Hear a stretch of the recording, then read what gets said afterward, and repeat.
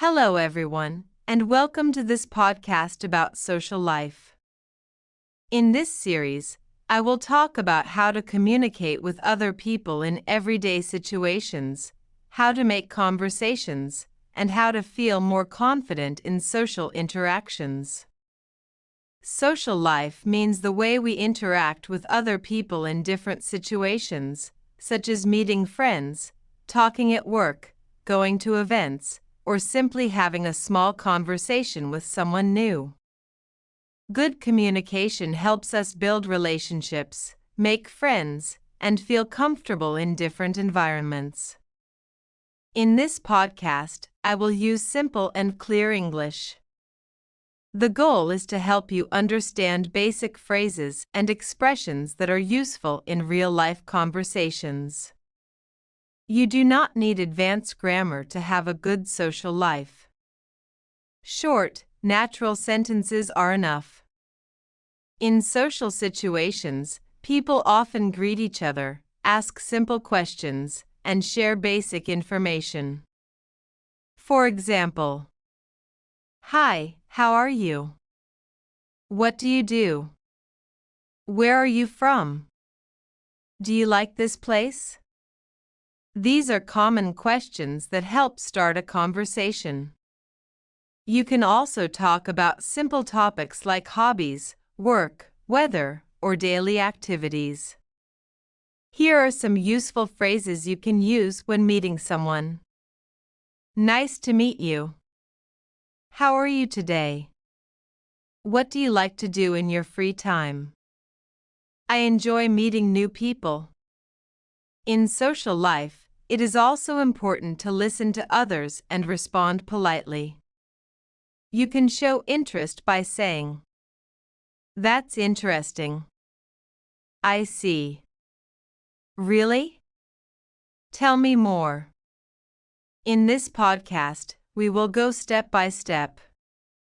Each block will focus on different situations, such as starting conversations, keeping them going, talking about interests, making plans, and handling common social situations. Remember, confidence comes with practice. Even if your English is simple, you can still communicate effectively if you speak clearly and politely. Now I will talk about how to start conversations and meet new people in social situations.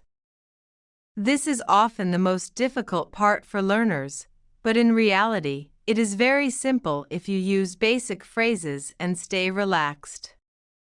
Let's imagine you are at a social event, a party, a cafe, or a class. You see someone you would like to talk to. The first step is to greet them in a polite and friendly way. Hi. Hello. Good evening. After greeting, you can introduce yourself. Hi, my name is Anna. Hello, I'm Maria. It's nice to meet you. The other person will usually respond in a similar way. Hi, nice to meet you too. My name is John. Then you can start a simple conversation by asking basic questions. These questions help break the silence and make the conversation more natural. What do you do? Where are you from? Are you new here? Do you come here often? Here is an example of a short dialogue. Person A, "Hi, my name is Anna." Person B, "Hi Anna, I'm David. Nice to meet you." Person A, "Nice to meet you too. Where are you from?" Person B, "I'm from Canada." And you? Person A, "I'm from Poland." You can also comment on the situation to start a conversation. It's a nice place. The music is good. The weather is great today. These simple observations help create a natural connection. Person A, "The music is really good." Person B, yes, I like it too. Person A, do you come here often? Person B, yes, sometimes on weekends. It is also important to show interest in the other person. You can do this by asking follow-up questions. What do you like to do in your free time? Do you have any hobbies? How long have you been here? For example, Person A, what do you like to do in your free time? Person B, I like reading and watching movies. Person A, that sounds nice. Remember to listen carefully and respond naturally. You do not need long or complicated sentences. Short answers are completely fine. Another useful tip is to smile and use a friendly tone. Body language is also part of communication. Even if your English is simple, a positive attitude helps a lot. If you feel nervous, you can start with very simple phrases like, "Hi, can I sit here? Is this seat taken? Do you mind if I join you?" These phrases are very useful in real-life situations. Starting conversations is a skill that improves with practice. The more you try, the more confident you will become. Now I will talk about how to keep a conversation going after you have already started it. Many learners can greet someone and introduce themselves, but continuing the conversation is the next important step in social life. The key idea is to ask follow-up questions and show interest in what the other person is saying. When someone gives you an answer, you should react and ask something related to it. For example, Person A, I like watching movies.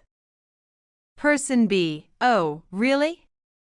What kind of movies do you like? This type of question keeps the conversation active and natural. Here is another example. Person A, I work as a teacher. Person B, that's interesting. How long have you been working as a teacher? Person A, 4 or 5 years. Person B, do you enjoy your job? As you can see, each answer leads to a new question. This helps avoid silence and keeps the conversation flowing. You can also use short responses to show interest. That's nice. That sounds interesting. Really? I see. Wow. These expressions show that you are listening and engaged. Let's look at a longer dialogue. Person A, I enjoy traveling. Person B, really? Where have you been recently? Person A, I visited Italy. Person B, nice. Did you like it?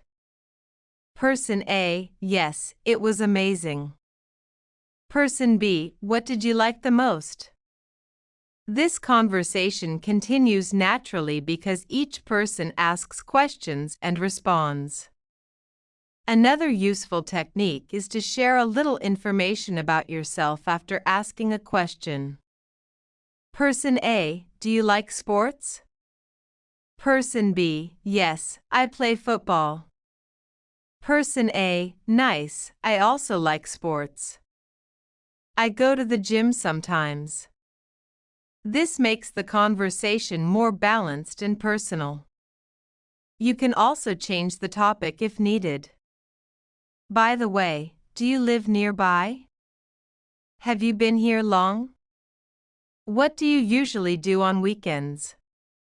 These questions help move the conversation in a new direction. It is important not to give only short answers like yes or no without adding anything. Try to add a little detail. I like music. I like music, especially pop and jazz. I work a lot. I work a lot, but I also have free time in the evenings. This makes your conversation more interesting. If you do not understand something, you can politely ask, "Can you repeat that, please?" "Sorry, I didn't understand." "What do you mean?"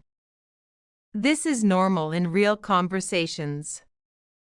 Keeping a conversation going is about listening, responding, and asking simple questions. With practice, it becomes easier and more natural. Now I will talk about how to discuss interests and hobbies in social situations. This is a very common topic when you meet new people, because it helps you understand each other and find common ground. When someone asks you about your hobbies, you can answer in a simple and clear way. I like reading. I enjoy watching movies. I like cooking. I play sports. You can also add more detail to make your answer more interesting. I like reading books, especially novels. I enjoy watching movies in the evening. I like cooking simple meals at home. I play football with my friends on weekends. Let's look at a short dialogue. Person A, what do you like to do in your free time? Person B, I enjoy listening to music and going for walks. Person A, nice. What kind of music do you like? Person B, I like pop music and sometimes rock. As you can see, one answer leads to another question. This keeps the conversation active and natural. You can also talk about frequency using simple phrases. Every day. Sometimes. On weekends. After work. In the evening. For example, I go to the gym 3 times a week. I watch movies on weekends. I meet my friends after work. If you want to express preference, you can use these phrases. I prefer. I really like. I don't like. My favorite is. Examples. I prefer coffee to tea. I really like outdoor activities. My favorite hobby is painting. You can also ask the other person about their interests. What about you? What do you like to do? Do you have any hobbies? What is your favorite activity? Here is another dialogue. Person A, I like traveling. Person B, that's great. Where do you usually travel? Person A, I travel to different countries when I have time. Person B, nice. I also like traveling, but mostly inside my country. Talking about hobbies is a great way to build connections, because people often enjoy sharing their interests. It also helps you find common topics and continue the conversation more easily. Remember to keep your sentences simple and natural. You do not need complex grammar. Short sentences with clear meaning are enough. Now I will talk about how to make plans and invite people in social situations. This is an important part of social life because it helps you build relationships and spend time with others. When you want to invite someone, you can use simple and polite phrases. Would you like to? Do you want to? Are you free this weekend? Let's meet for coffee. For example, Person A, would you like to go for coffee tomorrow? Person B, yes, that sounds good. Person A, great, what time? Person B, in the afternoon is fine. You can also suggest activities. Let's go to the cinema. Let's have lunch together. We can meet in the park. How about going for a walk? If someone invites you, you can accept or decline politely. Accepting. Yes, I'd love to. That sounds great. I'm free, thank you. Declining. Sorry, I'm busy. I can't, maybe another time. I'm not available this weekend. Here is a short dialogue. Person A, do you want to meet on Saturday? Person B, I'm sorry, I'm busy on Saturday. Person A, no problem. How about Sunday? Person B, Sunday works for me. When making plans, it is important to agree on time and place. Where shall we meet? What time? Let's meet at 5 p.m. See you at the cafe. Example. Person A, let's meet at the cafe at 5 p.m. Person B, okay, see you there. Person A, see you. You can also confirm plans to avoid confusion. So we are meeting at 5 p.m., right? Yes, that's correct. Perfect. If you need to change plans, you can say, sorry, I need to change the time. Can we meet later? Something came up. Making plans is a practical skill that helps you stay connected with others. Using simple and clear phrases makes communication easy and effective. Write one English word in comments. 5 people get 10 English lessons free.